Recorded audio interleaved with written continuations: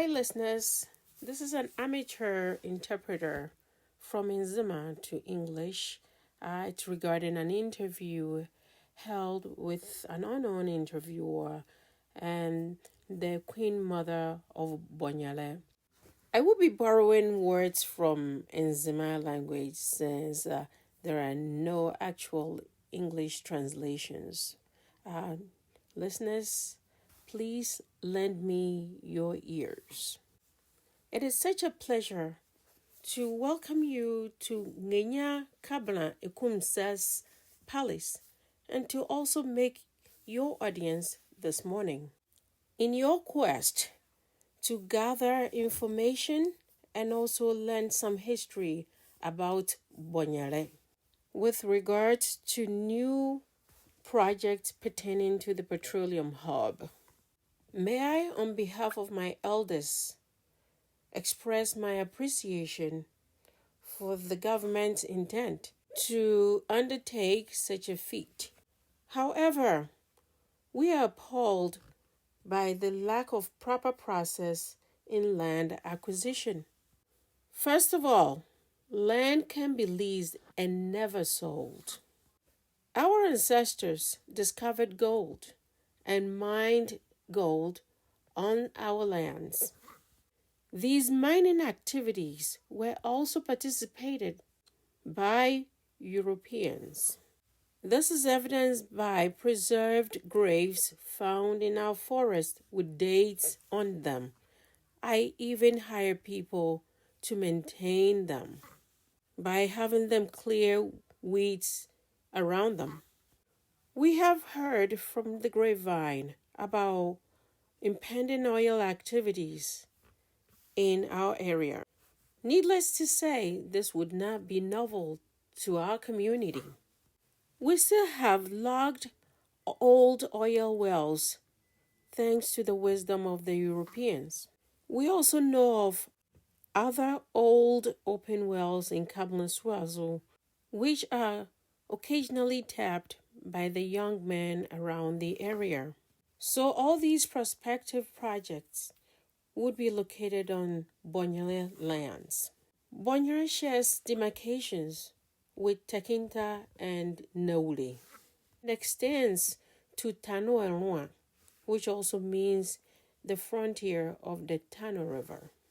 In the remote past, the only way to access the areas would be to trod the shores until you arrived at Tanoelwa, which also depicts the boundaries of the Bonyere lands.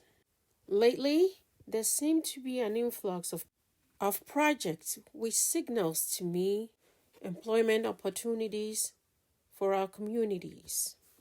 As a result, it is imperative on the part of the government to seek proper documentation. Upon completion of any education, one needs the required certification in order to land on a job. So be it known to all that I am not alluding to any politics or its associated antics. Monarchies existed long before political dominions. Hereditary rule existed long before my time. So Nginya Kabla Ekumsu founded Bonyere in 1515 during the reign of Nginya Enobleaka, at which time King Kekwaka had not been born. Many ancestral rule went on till this time. And so all the gold was presented to the reigning king and none was preserved for us. What we have left is our land, which we cannot afford to lose as we stand the chance of becoming nomads without money and living in the cities such as Accra. A tripartite system of sharing was formed between European gold miners and the indigenes, in which my ancestor Nginya Kabla Ekumsu would send his share to King Kekuaka I as a form of royalties. So, having been presented with documentations from the National Archives that speaks to what had transpired, I am responsible to safeguard all that our ancestors have secured. Also know that Bonyele is depicted on the Ghana maps when you go to the archives. Our ancestral lands were spiritually protected, though we have had to remove such protections to allow for employment generating projects for our communities. During the inception of Ghana Gas, we were sidelined. A letter was sent to draw their attention, to invite them for a conference, but they refused to honor such notification. We later learned of the relocation of the project. Whatever God decrees, no man bears the power to reverse it. Anna J needs to know that we were privy to who allodial ownership to our lands was way before our conception and subsequently being born. He is not the owner of the land. He sold our land out of spite to another Adahun family, bearing knowledge of the amount of resources found on the land. This other Adahun family was only related by marriage to my grandmother. They made their palace in an old GNTC building. Now let me ask, which chief makes his palace in an old GNTC building? This action of the paramount chief, Anoy J, resulted in long litigations among families. But my grandparents never engaged in such a fight. Nginyak Jirua, a man of bountiful resources, continued fighting to regain the land, as he knew that Nginya Kabla Ukumsu bears actual proprietorship to the land. The Adahuans came out victorious in many occasions. Nginya Jirua, out of curiosity, inquired more about how to substantiate their successive victories. The rightful Adahun family enlightened Nginya Jirua to return to the court to inform them that Nyanka No is the son of Akajentua from Kabla Ekumsa's Adahun clan, who had caretaker rights to the stool. Son, sit here and guard the stool and do not allow anyone to take it over. Nyankano remained in a caretaker's role until his demise, where a new king was installed.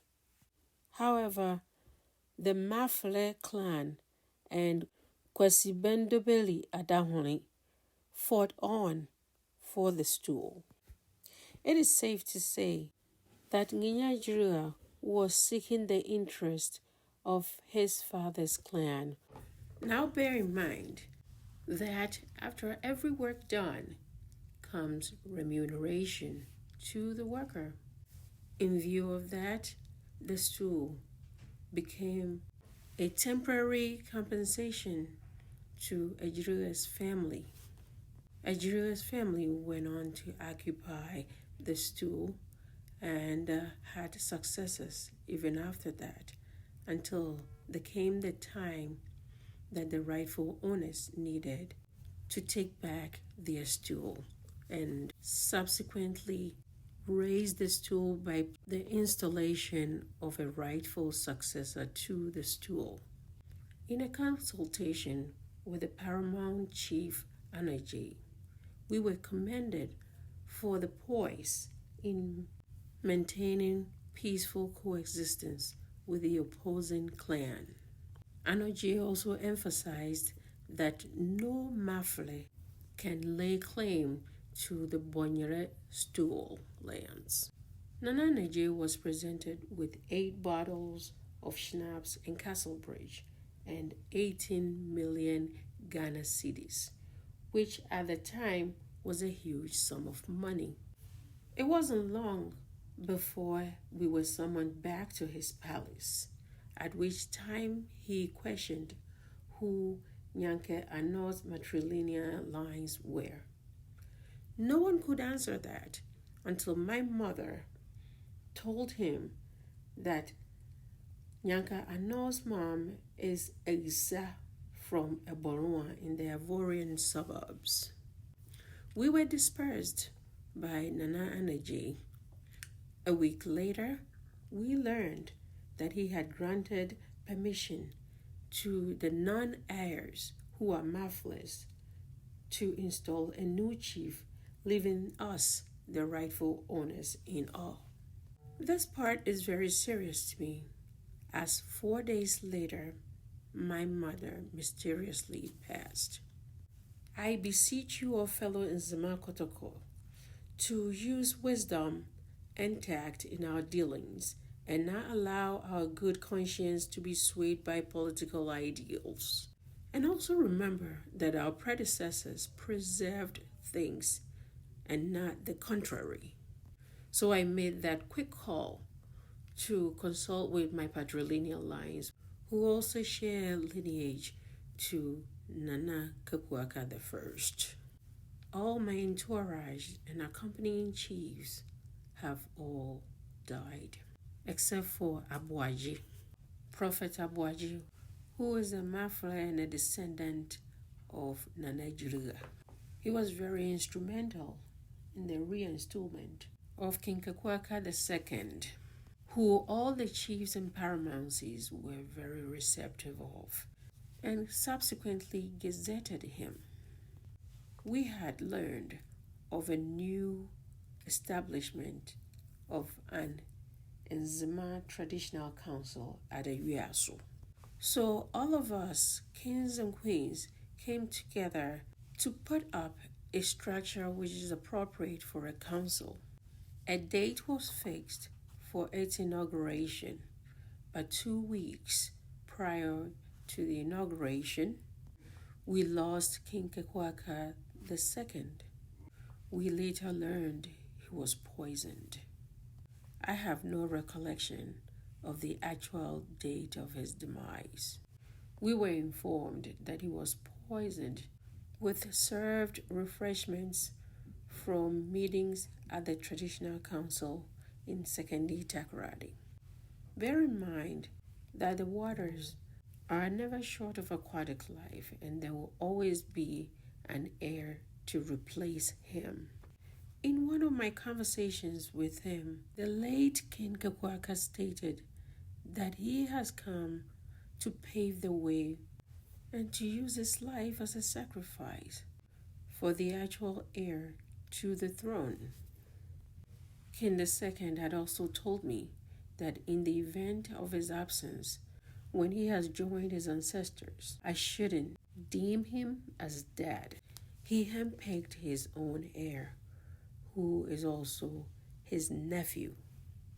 This groomed heir, who later became King Kakwaka III, continues to display immense bravery and unchecked patriotism. He is a knight with great vision for his people, so we are rushed to lend him our support. I received an unlikely guest in the person of Hustler from Hafasni.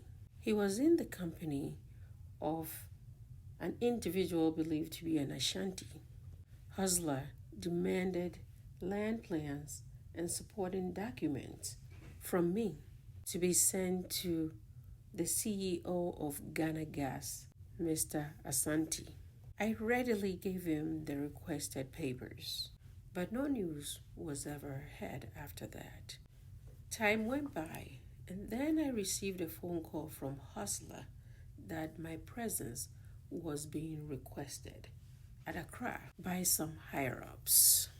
I honored the request and showed up with my son, an elder, a nephew, and Honorable Peter, the assemblyman.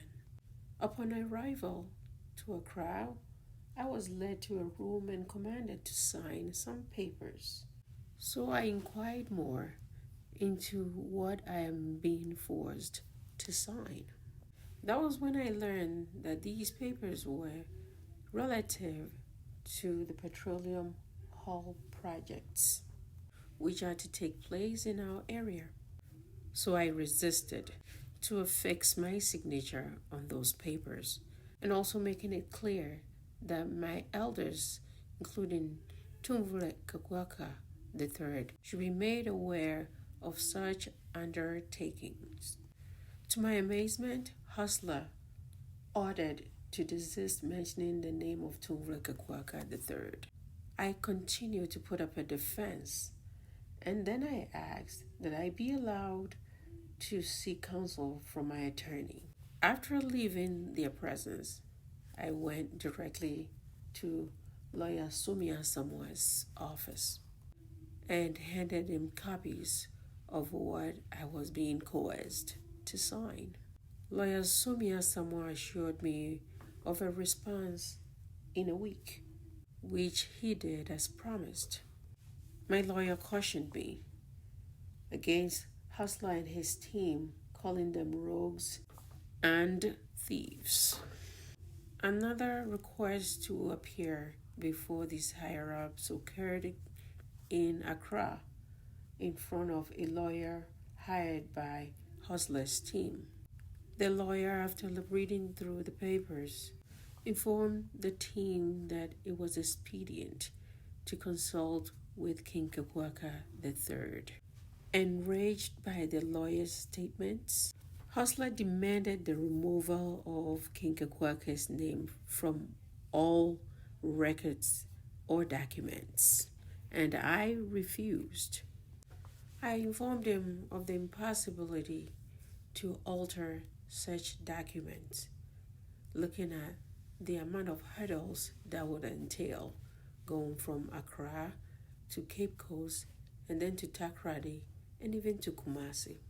This is an ancient document stemming from Nginya Anu Black's reign till date. These are dossiers from our forefathers who are dead and gone, and I stand no chance to lose. So I am not signing anything. Hustler and his group promised a huge sum of money upon their return from the United States. But I stood on my grounds, and his companion kept asking me, "Do you understand Watiasie in Ashanti?" I stood firm and told him, "No, I do not understand." It was there that it dawned on me to reconnect with Larry, a stranger who helped me. Larry is a godsend. Maybe he was sent by my ancestors to intervene with these challenges of attempting to register the land papers. This is because Anoaje had ordered that any stool, lands, and dossier or document pertaining to Bonyere be discarded. I had no mail accompanying me anytime I went to register the papers during the 3-year span. When I had successfully registered the land of Bonyele, I had it announced all over the town and its adjoining villages, including furnishing copies to the assembly at Haversney, only to learn later that the papers have been burned. So I sent second copies to the assembly. We later learned that Anna J. came clean about his lack of ownership to the stool lands and was soliciting help from the assembly in a bid to alter the documents to reflect his name and none other. We have proofs here. we paid 300 million cedis to the assembly to obtain copies of it. In such instances, wouldn't it be prudent on the part of the assembly to inform the masses of an impending job opportunity? Instead, it became politicized. The former DC, the male, used intimidation and also condemned validity of our registration documents, stating that until Paramount Chief Anna J was made the allodial owner to the stool lands of Bonyele, the registration ceases to hold. I replied by telling the DC that tape my speech and ensure that you play it to the ears of Anaji. That prior to his ancestral reign, there had been lines of hereditary rulers. My documents date back from 1515, and if I do not have Anaji's accent to validate it, then I am out of here. So I got up and left. Some of our land maps were discarded, but fortunately they have been retrieved in some bushes, which I can make copies for you. When my son returns from his trip, the interviewer requested for land plans and other documents. I assured him not to worry and that I will ensure that all his requests are granted. All that they're doing is to use deception to obtain that which does not belong to them. Our Bonyere history is no news to anyone, including Anoije. We heard That Anoije has sold our lands.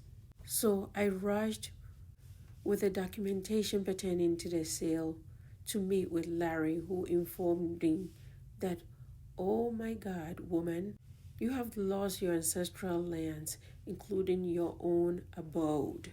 Larry even applauded me for my refusal to affix my signature when ordered. And I replied that I had the inclination not to. They wanted to use bribery to promise me of huge sums of money so that I would sign. And this resulted in a huge brawl between Hustler and Honorable Peter when we were still at Takoradi. My son asked rhetorically about alternative resettlement should we sign. I turned to the Ashanti man and asked him if he would ever sell his ancestral lands. The interviewer asked of the Ashanti's name, but because he repeatedly asked Watiasie, so we tagged him as Watiasie. The interviewer asked if this was the CEO of Ghana Gas. I replied, no, this is a different person. He was introduced by a hustler. Fortunately, the previous Tufuhani had the Ashanti man's number, so he called him and berated him very well. Everyone seemed to be pointing accusing fingers at me that I'm the stumbling block to the progress of the oil projects, even though no one has had the decency to hold discussions with me as the allodial owner to the land, so that I can conference with the tenants of the adjoining lands about how to proceed with these projects. But as we speak, I have seen no sign of that. The interviewer asked if the Obahemaa had copies of maps that were presented to Larry. I answered in the affirmative. The interviewer asked if I knew a gentleman by name Nanaba. I said to him, don't mention, you're going too far. A good deed can also turn out to be a detriment to the recipient. Nanaba is a journalist who was introduced by lawyer Sumia and Prophet Abuaji during the installment of King Kakwaka II, and I cannot deny his tireless efforts to get things situated. It is noteworthy that the Nogli lands belong to Nana Kabla Ekumsu, who's also my direct ancestor. The first settlers of Nogli hailed from Akabaku, with Nginya Adorukpanyeli as its first habitant.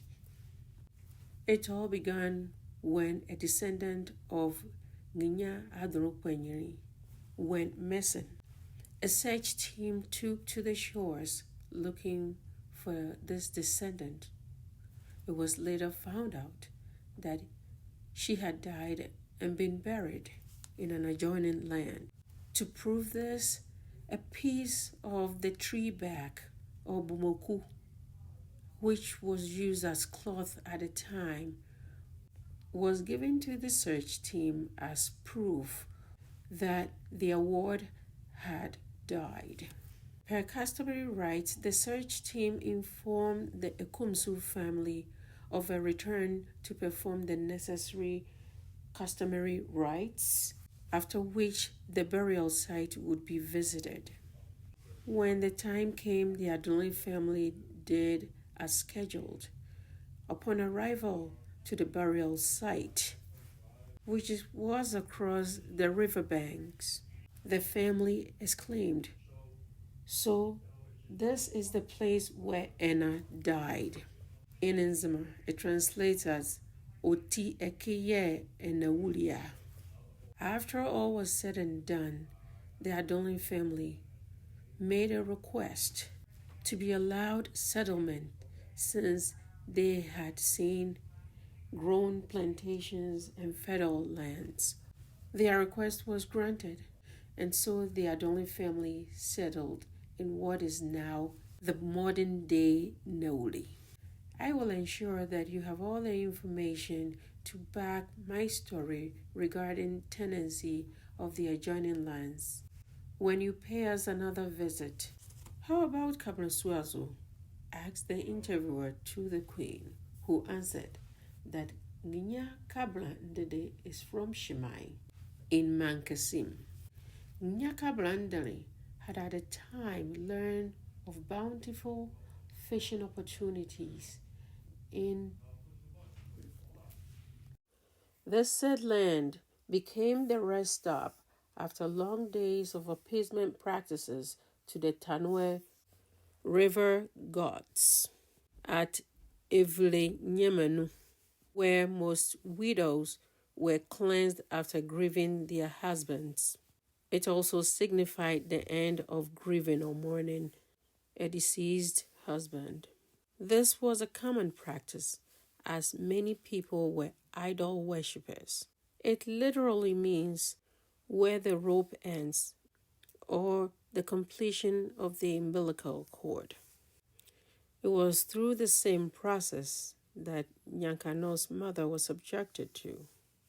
Nyankano is now the chief of New Kablansuazu, and I heard he's representing Anaje in the coming meeting at Hafasni. I promise you, I will ensure that you have all the history about this. Every land has an owner, and Ginyakablandindri settled there, and now his descendants are chiefs of the area. But we're not perturbed by that. Nginyabati hailed from Aksim, also known as Brofo. He's also from an Adaholi clan, not one related to ours. He trotted the shores and arrived in Bonyere in search of greener pastures, as he had heard of booming fishing activities in the area. When he had been able to gather abundant fish, he verbally petitioned Nginya Ekumsa to be permitted to smoke his fish in the area. Nginya Ekumsa, knowing that Ija Ebate is an Adaholi, accepted him readily and gave him a place to do his work. To be more efficient in his fishing business, Nginya Ebate bought a canoe. and run shifts with Ndumswazo Izunabo. At the end of his shift, he will remain in the canoe and ask to take his share, and then ask that his share be topped. So in Nzima, it's translating to Nginye kumso medelenienu guamezo mamango. He would often leave the same day, and when the other fishing counterparts questioned his whereabouts, Nginya Ekumso would reply that he told me to top his share so that he can leave. In Nzima, it translates into Osemungwaizo Moho. So with time, the name came to stay that Guamezo, and it later on became Igbazo, now the current Igbazo. So whatever you bear ownership to, you know its origin. Let's now move on to Ndumswazo. The interviewer swiftly asked about Tekinta, and I told him that we share demarcations, but I will get to it too. But I offered him a brief history about Tekinta, which was founded by a brother and a sister. Many have thought they were a man and a wife. They were salt producers. Now let me come back to Ndumswazo. Ndumswazo is originally a Nyadobe. The first settler is a hunter and a native of Bonyele. He is from the Njiafo clan. He encountered Ejakable Kumsu in one of his hunting ventures. He had addressed him as Eja, but he was quickly corrected as addressing Ejakable Kumsu as Nana, as Nginyakable Kumsu was then the chief of the area. Ejanda asked that he be granted a piece of land on which he can preserve his catch. He was allowed tenancy to a small plot close to Bonyere. Ejanda then relocated his sisters to the said land to help smoke the bushmeat that he hunted for. After dwelling on the said land for many years, another native of Bonyele, Nginya Emishendum, also relocated to the area. He was accompanied by his wife, a sister, a nephew, and a deity, also known as Amane in Nzima. Upon learning that Eja Amishia Ndum had Amane or deity with him, Nginya Ekumsu informed Nginya Amishia Ndum that he and his family could not coexist around divinities, and therefore he had to find a place for his practice. Ndum Amishia had to move to Kukwekun, also meaning in English one coconut. So Kukwekun in Bonyere, where Nyankano's mom was found in a barrel, was where he settled with his family to practice his deity. After residing in Kukwekun for a very long time, Nyamishandum began to report that the sea was interfering with his idol worshipping practices. He also believed that many maidens who came to him weren't able to conceive or were losing their infants at birth. So, upon consultation with Nginya Ekumsu, he was allowed to relocate to a different site. Evidence of their existence still remains, especially when the land is being cultivated. We exhume many broken pots and pans and other wares that were left there. Clamshells still litter the area. As time went by, Eja Ndum Amishia and Ejanda became very good friends, especially knowing that they are both from Bonyele. But Ija Emishia Ndum had an ulterior motive of becoming good friends with Ejanda because he wanted to eradicate all his descendants. Ija Emishia Ndum went on to beseech Ejanda to allow him to become his neighbor in the same village. Ejanda informed him that I own no land, but I'm ready to accompany you to go see Nginya Ekumsu. Ejanda did as promised, and Nginya Ekumsu, in excitement, told them that family ties cannot be severed, knowing that Emishia Ndum is also an Adahoni. So he readily granted him his wish. But Emishia Ndum wasted no time in annihilating the Nda family, who are all Ndriafo. They are from the Ndria clan. That is why I told Ejabi that I pity him for following the Mafles. I just wish you be truthful to yourself, Ejabi. Emishia Ndum ensured that he cast spells on the male borns of the Ndriafo family, who were the original settlers of Ndumswazo. Emishia Ndum, being a native doctor and a medicine man, was known by many who went to seek his help. And so when people returned from his shrine, they informed other people who would question them, "Where have you been?" They replied, "We went to Emishia Ndum's shrine." So with time, we lost the name Inyadube, which means I have come to join you in Nzima. In its place became Ndumswazo, a name which remained up to date. I have everything on record, and don't you worry, I will ensure that you have your copies. Hitherto, Anna J is claiming that the land is his and conferring chieftaincy titles on people who do not belong to the stool. These are caretakers who are now turned into chiefs.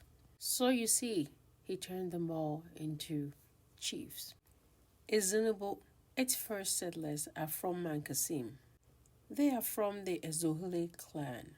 Its first settlers were a man called Nyankun and his sister by name Akuba. I'm not sure about that, but it's in records. The two siblings traveled all the way to Bonyere and came across Nginya Kofi, who was from the same Adahole family, but an herbal doctor. This herbal doctor, Nginya Kofi, had been apportioned a land where he peeled tree barks and also harvested herbs for medicinal purposes. These two visitors then told Nginya Kofi that we've been to King Kekwaka's palace, but he told us there was no land left for us to occupy. So, in his kind-heartedness, Eja Kofi invited the two visitors, who are Ejanyako and his sister, to come and live at Atrobesa. This is where I peel my herbs and also grind all the harvested herbs. After a sojourn for unknown amount of time, they decided to leave as the Domli River threatened their existence when it overflows its banks. So Eja Kofi relocated them to another area where many cloves grew. Cloves are also known as Izano. So Anaje, upon realizing Kekwaka's absence, decided to establish his own brand of rulers, which were mostly Ndriafo and other clans. Now let it be known to all that there is none that I have no history about. Let us all unite, and I repeat, let us all unite as Nzimas and have one voice and one front for us to progress. I say what I know. This is because I represent the ancestors.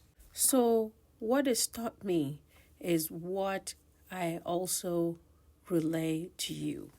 I implore you all in Zimis that we come together, as this is such a delight to inform you that I am grateful for all the projects coming to our area. Because had I been a coward and also not be accompanied by the spirit of my ancestors, I would have signed those records which I knew nothing about then for Anna J to dance. But I'm glad I didn't sign, and Hustler can attest to that. This is a very serious issue. I had demanded then from Hustler that I needed my transportation or my fare from Nzima to Accra, because that was the second time and I wasn't going to take kindly to it.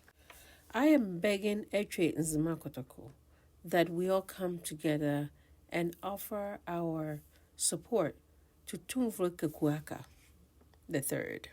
Because land is never sold. If it was a commodity for sale, it would have been sold by our ancestors a long time ago. Did you know that Kekuaka was the reason why Bonyere came to be? His gift bearers would come to Ngenye Kumsu and on their return would bring many food items. On their way home, others who lived along the shores, namely Atuabo and Benyini, would ask where they got such food in abundance.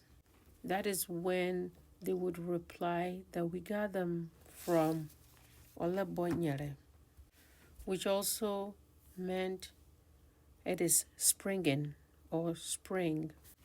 During Kekuaka's reign, there was a man called Nginya Aswezukwa Abutri, which translates into a man who wears the golden crown.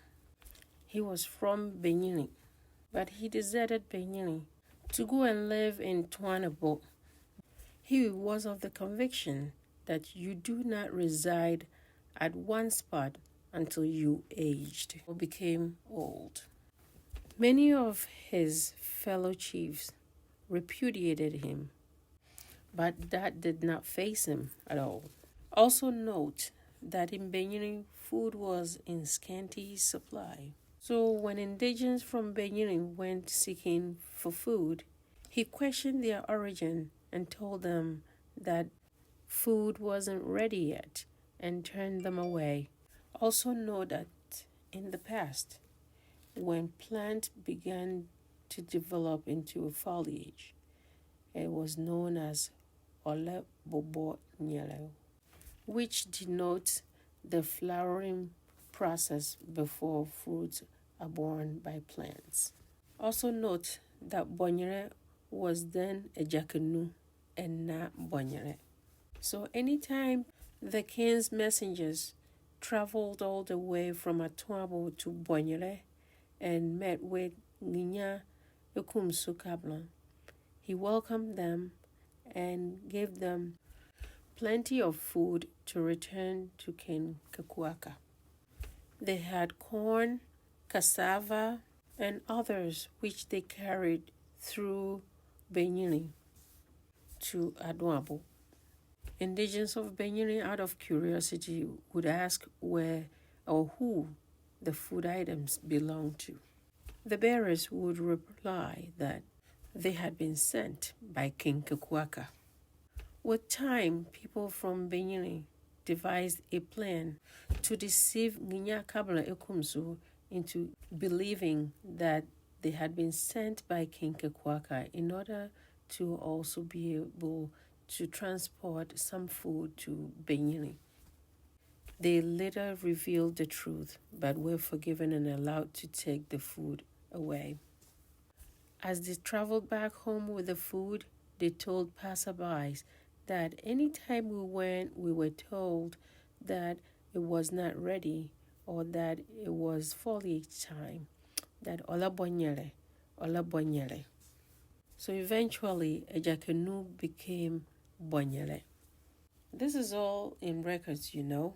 So when Europeans arrived, at which time there were a lot of demarcation activities going on as Kwame Nkrumah had then gained independence for the country.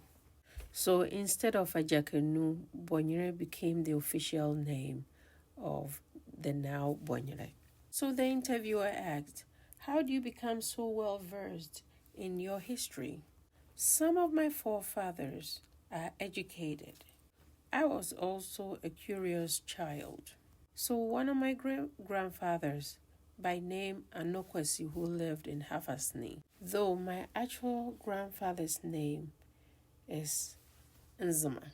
So I grew up around these older folks of mine. During family meetings, they would impart a lot of knowledge to us, most of which I still remember to date. Also, when our grandfather Nginya Akosokun ascended the throne, many history was taught to us. Nginya Akosokun was from Baku. He is a son to one of my great grandmothers who was married by a man from Baku, and so that is where she lived for most part of her life. Tisha Ewurade is a descendant of this grandmother who I speak of. We all share matrilineal lines. Someone in the audience informed the Queen Mother that she bears resemblance with this family member. After Ejakosoku's reign through to his demise, erupted a huge dispute. Around the same time, Ejanzima was in confinement as part of the recruitment process to outdoor him as the new chief. The then Ano Ajay, who also goes by Enwi, was the paramount chief. He ordered the newly groomed chief to his palace. Upon arrival, the then Anajay demanded a ransom of about 10 pounds. I'm not sure, it's in records. It's about 10 pounds. My grandparents told Anajay that they were not going to sell the stool and that if he intends to crown Kwesibendo Billy as the chief, then so be it. So they left. So I know my history because I hanged around many elders, and also whenever there's a family meeting, I eavesdropped. And I would get clarification from my grandmother, especially on our way to the farm. So in order to have evidence that we are the rightful owners of the land, we searched through many boxes which contained documents of the land, and then went to the National Archives, and we were given copies of what was pertinent to Bonyele. We were then given a gazette number. There are still copies in archives, and we also have copies here with us. All that I've got to say is that deception can never triumph. The truth is light, and falsehood belongs to the darkness.